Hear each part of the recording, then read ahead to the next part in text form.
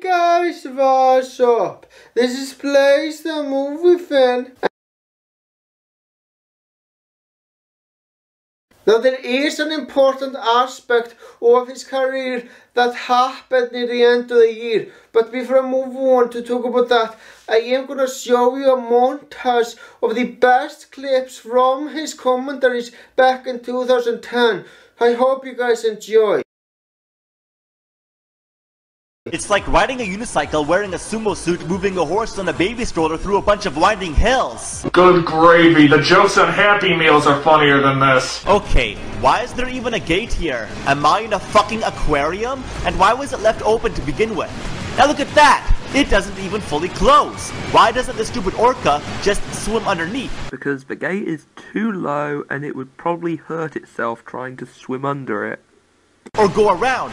Look at it. How the fuck could it block the way? Maybe because the orange fences are electrified and it's too high for the whale to jump over and it's walled underwater so he can't swim underneath it. Well, either way, makes sense to me. Nothing makes any logical sense. How did Sonic know the orca was trying to escape? Because he could tell by how it was behaving. Why did the orca try to escape the second Sonic jumped on its spin? Why weren't the other orcas trying to escape? What other orcas? And why didn't Sonic try to set them free instead of keeping them imprisoned? I mean, what an asshole! You want to know what I find funny? Is how you're trying to point out logic in a video game about a blue supersonic hedgehog who can run really fast.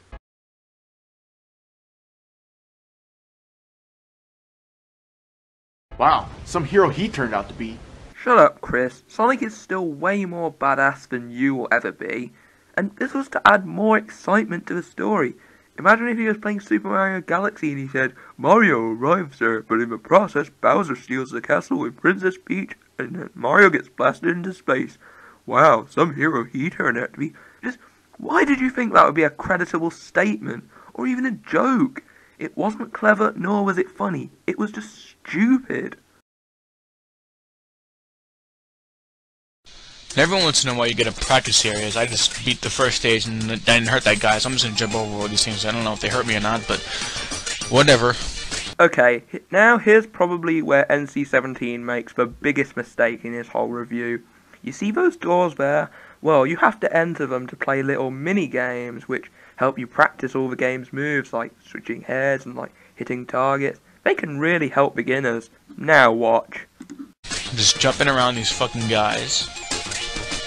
This is a practice area, so it's probably something to practice. Okay, I guess not, so what the hell was the point of that? Those doors back there were the practice areas, and you just skipped them.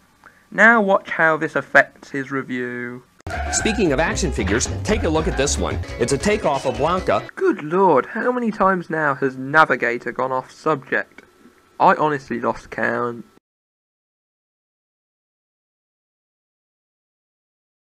Now, not all of Shadsilvson11 commentaries on game reviews were good. In fact, he made one very shitty one in 2011. Though, to be fair, it's literally the only bad video I can think of that he made in 2011, so I can't let that slide.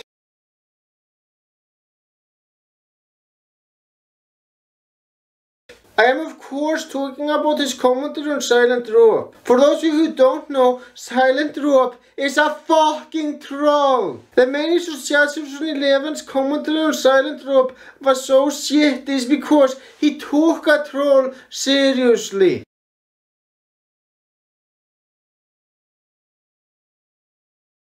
Though, to be fair, it can be hard to tell the difference between a troll and a legitimate user.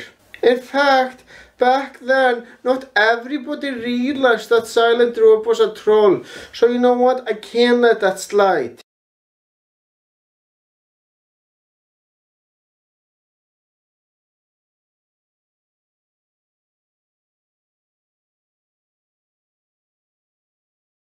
Doesn't make his commentary any less awful, but I understand that sometimes even the best users can fall for a troll.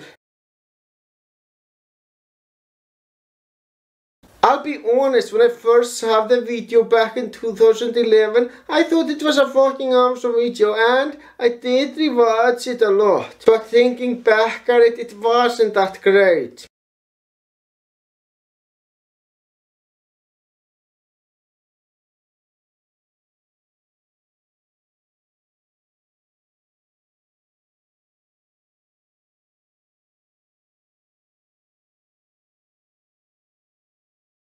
And I'm not just talking about this particular video. I don't think any of his videos unrelated to commentaries were that memorable.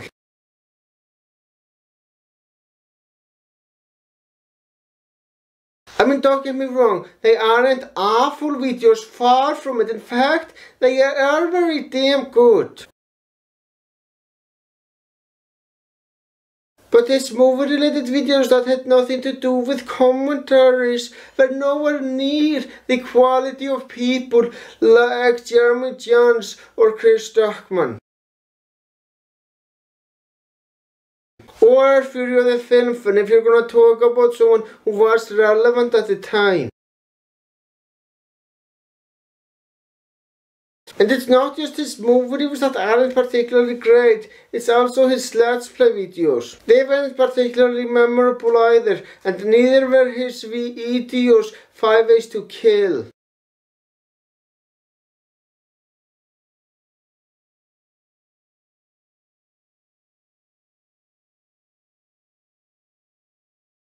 Again, I must state that they are far from awful videos. In fact, there aren't many problems that I have with those videos. In fact, there is no problem I can think of about these videos. But needless to say, these are videos that I have never rewatched once after Shadsilvson11 retired.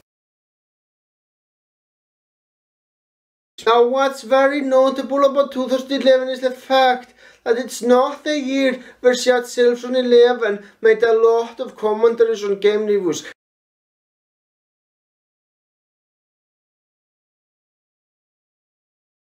Well, he did that by the beginning of the year, but as the year progressed, he branched out to other kinds of commentaries.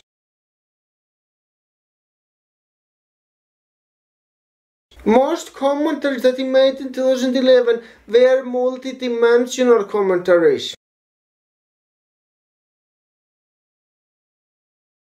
But let me tell you, he was a lot worse in 2011 than he was in 2016. A lot fucking worse.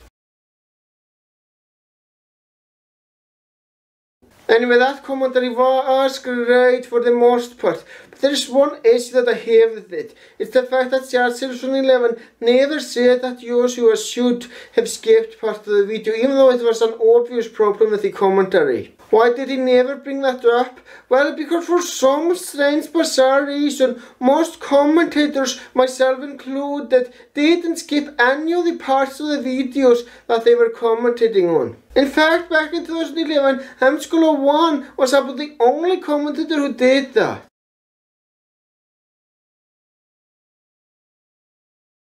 People didn't start skipping their commentaries on a frequent basis until 2012 when Master TB10 came to the picture. Yeah, I don't know why the hell skipping was rare in 2011. That's something that I just don't fucking get, and I can't explain that.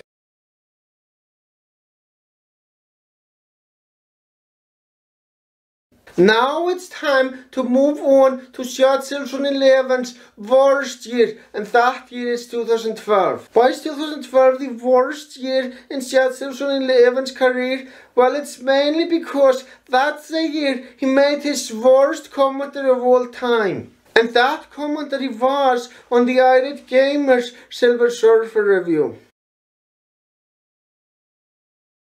What's the main issue with that commentary? Well, he brought nothing new to the table, and because of that, the commentary was very fucking redundant and not to mention boring. Now, I understand why he did that. He was dry on commentary material since the AVGN clones have become dead topics by the time 2012 came around. In 2012, everything you could say about NC-17 Productions, Game Dude and the Arid Gamer has all been said and done. There was nothing new you could bring to the table about these guys.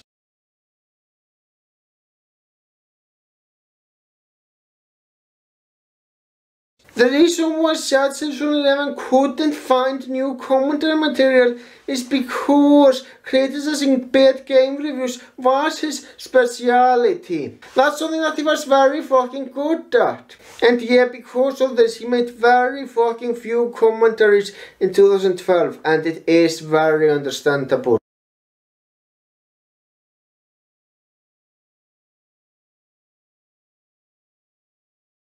And I gotta be honest, even though I still think that commentary is fucking awesome, it's nowhere near as good as the Shadsilvson11's commentary on the Game Dude's Sonic 6 review or NC-17's Dynamite Hattie review.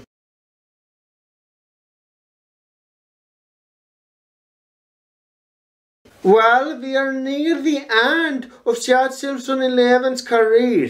He only made one commentary in 2013, and that was a commentary on a kid. And he got a lot of backlash since it is slow to comment it on a kid. And that commentary got far more fucking dislikes than Shadsilvson11's commentary on IGN. Wow! Now I don't agree with those dislikes, since I still thought the video was good. I mean, he did bring up some good points and pointed out legitimate flaws with the video. I could easily defend the video, and you know what? I'm gonna do just that. Even though I will agree that it is pretty low to comment it on a kid, there is one thing you should keep in mind. Nobody on the internet is above criticism. And just because someone is a kid doesn't mean that you can't criticize him.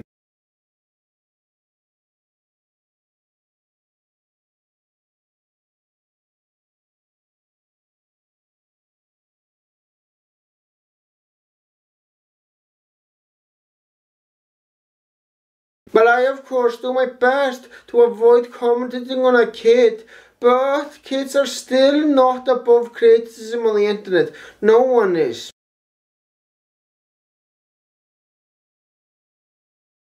In fact, children shouldn't go to a harsh site like YouTube in the first place.